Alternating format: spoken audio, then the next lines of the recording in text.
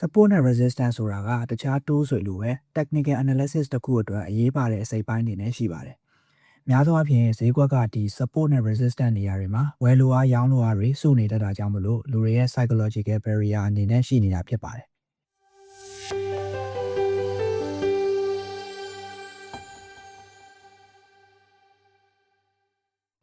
ဈေးကွက်ကတဖြည်းဖြည်းနဲ့တက်လာပြီးတော့နေရာတစ်ခုရောက်တဲ့အခါမှာဆက်မတက်နိုင်တော့ဘဲနဲ့ပြန်ဆင်းလေးရှိပါတယ်။ဒီနေရာကိုတော့ resistance နေရာလို့ခေါ်ပြီးတော့ဈေးကွက်ကဒီ resistance နေရာကိုနောက်တစ်ခေါက်ပြန်ရောက်တိုင်းမှာအောက်ဘက်ကိုပြန်ဆင်းတက်တဲ့အလေးထားကိုတွေ့ရတတ်ပါတယ်။ဆိုလိုတာကဒီ resistance နေရာမှာလူတွေရဲ့ရောင်းလိုအားဝယ်လိုအားတွေစုနေတာဖြစ်ပြီးတော့ဈေးကွက်ကဒီနေရာရောက်တိုင်းရောင်းအားများတဲ့အတွက်ဝယ်လိုအားမလိုက်နိုင်တဲ့အခါမှာပြန်ဆင်းသွားတာဖြစ်ပါတယ်။အလားတူပဲဈေးကွက်ကတဖြည်းဖြည်းနဲ့ကျလာပေမဲ့နေရာတစ်ခုရောက်တဲ့အခါမှာဆက်ပြီးတော့မကျတော့ဘဲနဲ့ပြန်ပြီးတက်သွားလေးရှိတယ်။အဓိပ္ပာယ်ကတော့အယောင်းတွေအကုန်ကုန်သွားတာကြောင့်မလို့အဝယ်တွေပြန်တိုးလာပြီးတော့ဈေးကွက်ကတက်သွားတဲ့သဘောပါ။ဒီနေရာကိုတော့ support နေရာလို့ခေါ်ပြီးတော့အဝယ်တွေစုနေတတ်တာကြောင့်မလို့ဈေးကွက်ကဒီနေရာကိုရောက်တိုင်းပြန်တက်တဲ့အလေးထားရှိပါတယ်။ချက်မှာ support နဲ့ resistance နေရာတွေတက်မှတ်တဲ့အခါမှာ time frame အသေးတွေကိုမသုံးဘဲနဲ့ one day, one week, one month လိုမျိုး time frame အကြီးတွေမှာပဲများသောအားဖြင့်တက်မှတ်လေးရှိပါတယ်။ဒီလိုမျိုး time frame အကြီးတွေမှာကြည့်ရင်ဈေးကွက်လှုပ်ရှားမှုကိုပို့ပြီးတော့သိသိသာသာမြင်ရတာဖြစ်ပြီးတော့ support နဲ့ resistance နေရာတွေကိုတက်မှတ်ဖို့ပို့ပြီးတော့ရှင်းလင်းသိကြတာကြောင့်ဖြစ်ပါတယ်။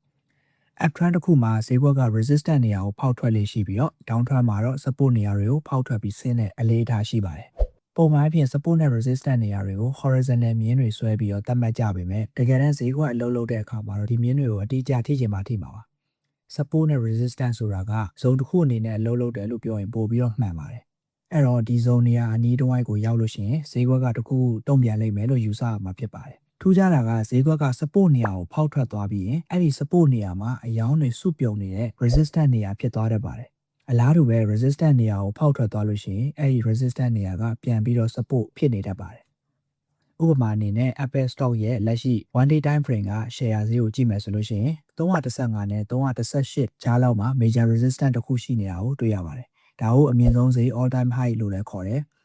ဇွန်လ3ပိုင်းလောက်မှာဈေးနှုန်းကအမြင့်ဆုံးရောက်ခဲ့ပြီးတော့ပြန်ကျလာခဲ့တာဖြစ်ပါတယ်။လက်ရှိဈေးဟာဒီ resistance zone ကိုဦးတည်သွားနေတာကိုတွေ့ရတယ်။290ပတ်ဝန်းကျင်မှာက support zone တစ်ခုရှိမယ်။ all time high အပြီးဈေးကျလာခဲ့တာမှာဒီ zone ကိုရောက်တော့အဝယ်တွေအနည်းငယ်လောက်ပြန်လိုက်လာခဲ့ပြီးတော့ဈေးကနည်းနည်းပြန်တက်လာခဲ့ပါတယ်။ဒါကြောင့်ဒီနေရာကို short term demand တွေရှိနေတဲ့အတွက်ကြောင့်မလို့ support zone အဖြစ်သတ်မှတ်လို့ရတယ်။အရန်တော့ strong မဖြစ်ဘူး။သူ့ထပ်ပိုပြီးတော့ strong ဖြစ်တာကအောက်မှာရှိတဲ့283နဲ့280ကြားနေရာဖြစ်ပါတယ်။ဒီနေရာတွေကိုတော့ဈေးကထိပြီးတော့အရှိန်ဟုန်နဲ့ပြန်တက်လာတာကိုတွေ့ရတယ်။ sharp rejection ဖြစ်ပြီးတော့ bullish ကန်တဲ့အကြီးတွေနဲ့တက်နေတာဖြစ်ပါတယ်။သူ့ရဲ့အောက်မှာတော့245ပတ်ဝန်းကျင်လောက်မှာအားကောင်းတဲ့ support zone တစ်ခုထပ်ရှိမယ်။ဈေးကအောက်ကိုဆက်မကျဘဲနဲ့ဒီနေရာတွေကိုထိပြီးတော့ပြန်တက်လာလေးရှိတဲ့အတွက် major swing support လို့ပြောလို့ရပါတယ်။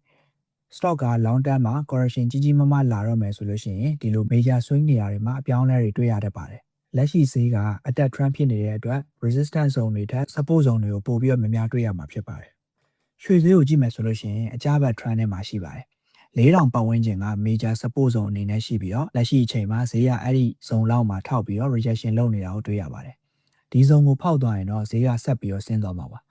ရွှေဈေးမှာတော့ down trend ဖြစ်နေတဲ့အတွက် support zone တွေထက် resistance zone တွေကိုပို့ပြီးတော့မြင်ရမှာဖြစ်ပါတယ်။လက်ရှိဈေးဘက်ကိုကြည့်မယ်ဆိုလို့ရှိရင်4450နဲ့4550ကြားမှာ swing high နဲ့ low တွေအများကြီးဖြစ်နေခဲ့တဲ့အတွက်ပြန်တက်လာမယ်ဆိုရင်ဒီ zone မှာကအယောင်းတွေရှိနေနိုင်တာမို့လို့ resistance zone အနေနဲ့ရှိနေပါလိမ့်မယ်။သူ့ရဲ့အပေါ်မှာတော့4950နဲ့4850ပတ်ဝန်းကျင်လောက်မှာ resistance zone တစ်ခုထပ်ရှိမယ်။ဈေးက April နဲ့ May လတွေမှာ consolidation ဖြစ်နေခဲ့ပြီးတော့အထက်ကိုတက်ဖို့ကြိုးစားပြီးမတက်နိုင်တော့ဘဲနဲ့ပြန်ဆင်းလာခဲ့တာဖြစ်ပါတယ်။သူ့ရဲ့အပေါ်မှာတော့နောက်ထပ် strong ဖြစ်တဲ့ resistance zone ကို9250နဲ့9350ဝန်းကျင်တွေမှာမြင်ရမှာပါ။ဈေးကဒီနေရာပတ်ဝန်းကျင်လောက်မှာထိပြီးတော့အကြီးအကျယ်ကျဆင်းခဲ့တာကြောင့်မလို့ဒီ zone တွေကတော့အားကောင်းတယ်လို့ဆိုရမှာဖြစ်ပါတယ်။ဒီတော့ chart တစ်ခုမှာ support နဲ့ resistance တွေဆွဲဖို့ကလက်ရှိဈေးဘယ်ကိုသွားနေသလဲဆိုတာသိဖို့လိုပါတယ်။ uptrend ထဲမှာရှိသလား downtrend ထဲမှာရှိသလားစီစစ်ကြည့်ဖို့လိုပါတယ်။ uptrend ဆိုလို့ရှိရင် support zone တွေများများမြင်ရမယ်။ဈေးကဆက်တက်ဖို့အတွက်ဒီလို support zone နေရာတွေလောက်မှာလာပြီးတော့အားယူလေးရှိပါတယ်။ downtrend ဆိုရင်တော့ resistance zone တွေအများကြီးမြင်ရမယ်။ဈေးကဒီ zone တွေအထိတက်လာပြီးတော့ပြန်ဆင်းတတ်ပါတယ်။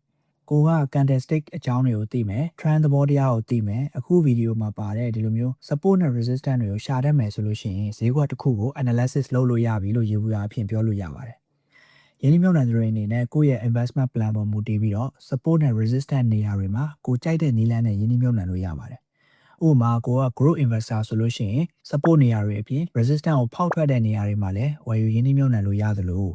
value investor ဆိုရင်လည်းဈေးကွက်ကျလာတဲ့အခါမှာ support နေရာတွေကိုရွေးပြီးတော့ DCA နည်းနဲ့ရင်းနှီးမြှုပ်နှံသွားလို့ရပါတယ်